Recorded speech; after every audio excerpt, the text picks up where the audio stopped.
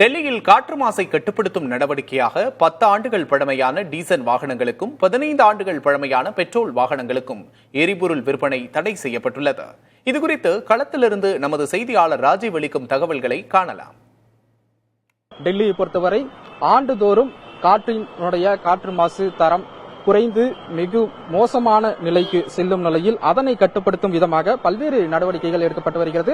அதன்படி காற்றின் தர மேலாண்மை ஆணையத்தின் அறிவுறுத்தலின்படி 10 ஆண்டுகளுக்கு மேல் பழமையான டீசல் வாகனங்களும் அதேபோல 15 ஆண்டுகளுக்கு மேல் பழமையான பெட்ரோல் வாகனங்களுக்கும் எந்த ஒரு எரிபொருளும் நிரப்ப அனுமதிக்கக்கூடாது என அனைத்து எரிபொருள் நிலையங்களுக்கும் அந்த உத்தரவு பிறப்பிக்கப்பட்டிருக்கின்றது. அதன்படி இன்று முதல் அந்த உத்தரவு அமலானதால் அனைத்து பெட்ரோல் நிலையங்களிலும் தீவிர கண்காணிப்பானது மேற்கொள்ளப்பட்டு வருகிறது.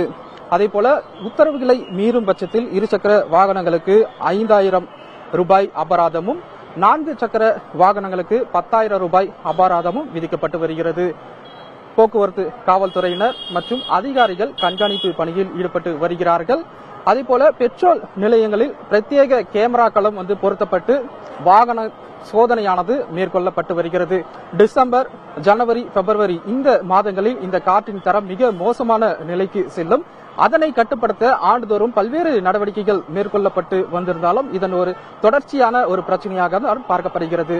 இதற்கான நிரந்தர தீர்வு கேள்விக்குறியாகவே இருக்கிறது. தலைநகர் டெல்லியிலிருந்து ஒளிப்பதிவாளர் ராமராஜனுடன் ராஜீவ்.